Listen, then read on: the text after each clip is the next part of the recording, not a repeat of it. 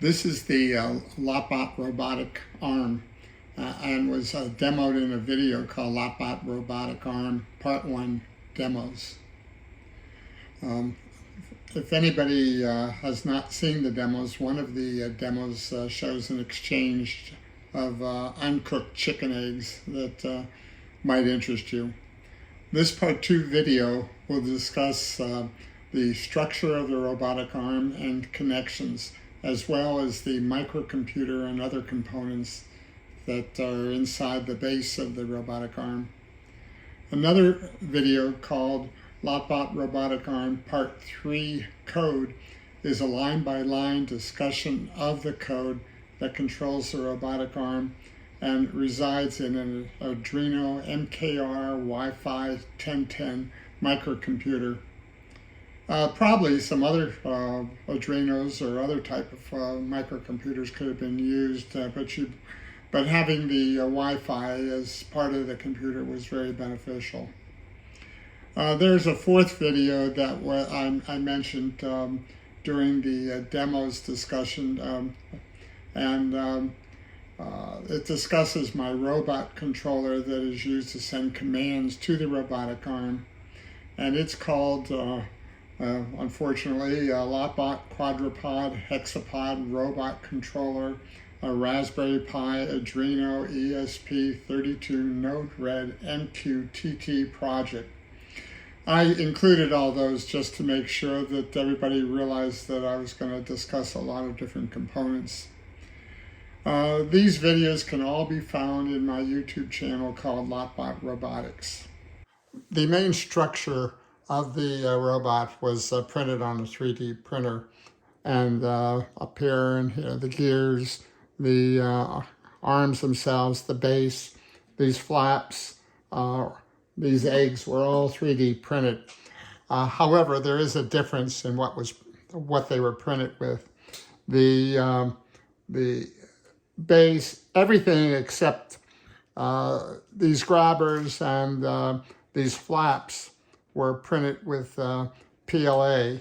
And PLA is a very rigid filament. So if you pull it down, you'll see the bend stays there. These pads, as well as these grabbers, were all printed with a TPU. It's a very flexible filament. And you see when it comes back, it's still flexible. The pads themselves, the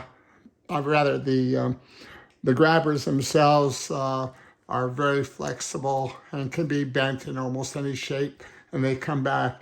Therefore, when you have a fragile thing like well, this is not, when they have a chicken egg instead of this printed egg, it doesn't apply as much pressure to a chicken egg, where if you had a very rigid grabber that was made of the PLA filament, then it could put enough pressure against an uncooked egg or a fragile thing to break it. So anyway, that's the way the printed parts were done. They were using the PLA and the TPU. There's a couple wires that come into the base. This wire is just a USB that allows you to download code, start the microprocessor, and have access to the serial window where you could put commands in for the robotic arm. Then there's two pair of wires here that supply the power supply, and a couple switches over here that control each of these. I use 7.4 volts for the servos, 12 volts for the stepper, and with a voltage regulator for the other components. There is a 1.3-inch display that I have connected with an I2C bus that you'll see later on when we get to the internals. And let's see, also there is a limit switch that is used by a little screw on the bottom there to determine or to calculate a zero position for the stepper motor. And you can see the stepper motor sticking out of the base of the robotic arm. Going up a little further, well, there's this servo that I call servo 1, and then there's a couple brackets here to give the robotic arm some height. Then another servo here, and then there's a third servo inside this box that controls this particular gear, which is just screwed onto a little metal horn, and it has a second gear that is just sitting with a well, underneath the screw is a ball bearing, so it just simply floats as it's controlled by this other gear, which causes the grabber to open or close. That is the robotic arm and everything external to the unit. Now I'm going to discuss the components inside the base. Well, I need to turn the robotic arm over, and on the base I have a lot of little lift pads, mainly because there's a one screw that holds the bottom to the base, and I need to be able to lift the base up so that the screw doesn't make it uneven. After the screw is removed, the bottom part comes off of the base, and all there is a breadboard that contains all the components.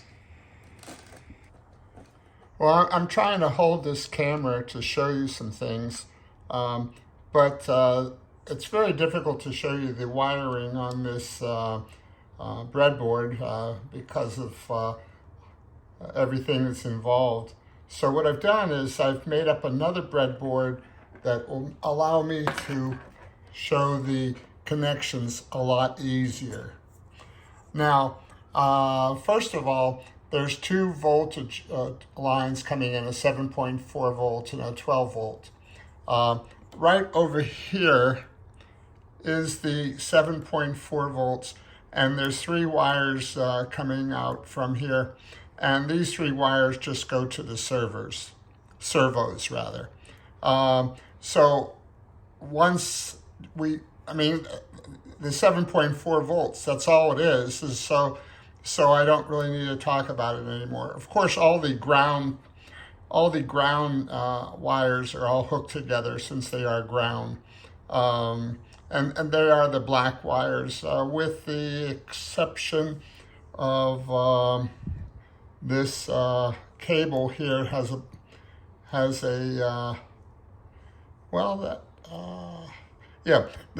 this wire here is not necessarily a ground wire, this black one.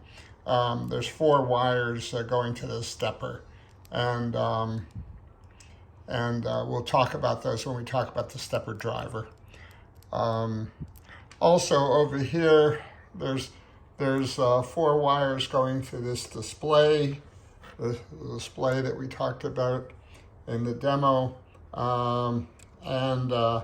there is, I think this orange wire right here is a ground wire, but I used a cable that didn't have a black wire on it. And outside of that, that's the grounds. Now, coming back to this board, the other voltage coming into the base is a 12 volt, and the 12 volt controls this whole breadboard, and that might be interesting to some people because this Arduino MKR WiFi 1010 module takes a 5 volts, and internally it's 3.3 volts.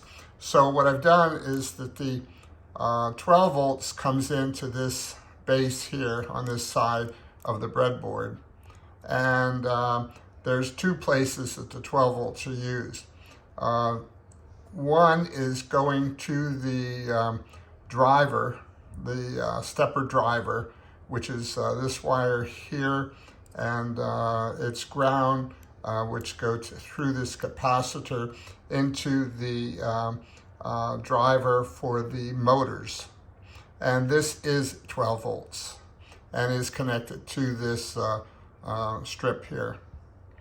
This other 12 volts goes to this voltage regulator, which gives me a 5 volt output, which is this red wire, and it goes over to V in, which is right there. Oh, this wire here. Now, the other processors that I'm looking at, which rather just the driver, I guess, and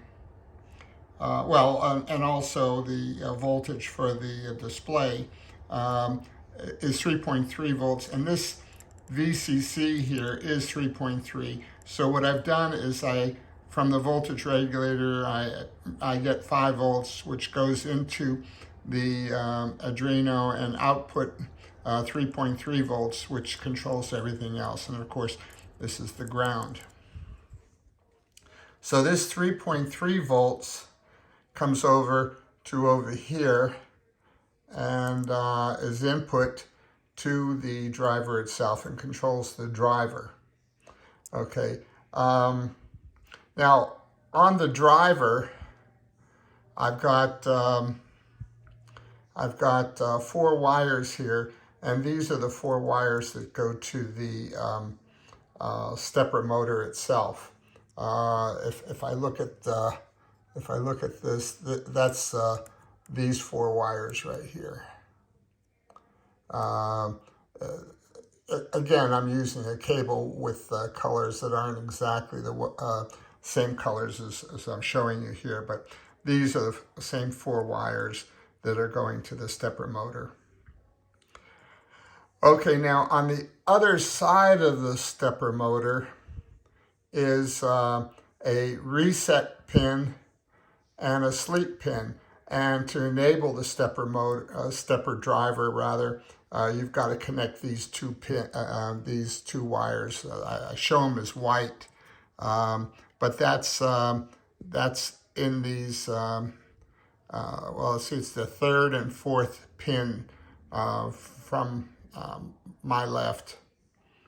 Okay, now there's also 2 orange pins, or orange wires, are these first 2 pins.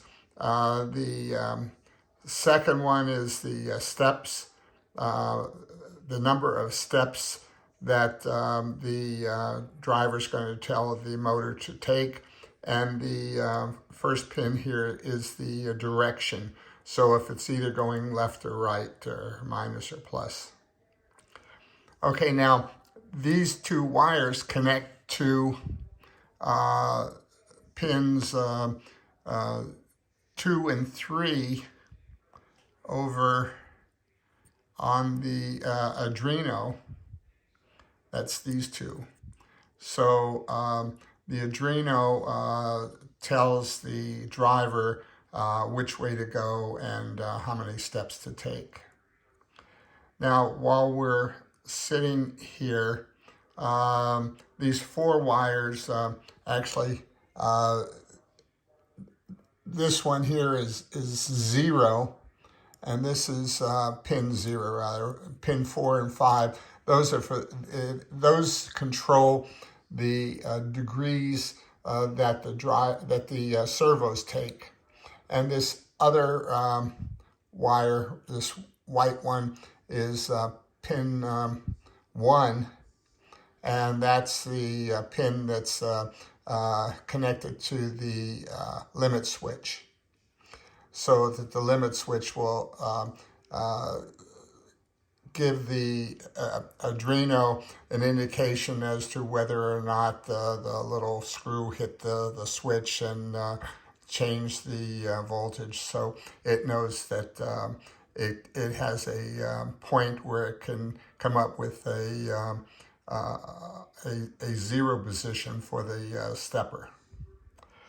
Okay, the other thing that's going on here is this yellow and green wire. This is, if you look at it, you'll see that the green is the SCL and the yellow is the SDA. That's the I2C bus. And that I2C bus is mainly used to give information to the display over here. So let's see now. I think that is everything. Oh yeah, the other thing is this. This USB connection here goes to the computer, and so if you're testing just the Arduino here, and you're not really concerned, about the steppers or the servos, you can have those turned off, and you can be just testing out your code. And this USB bus will also power up the Arduino.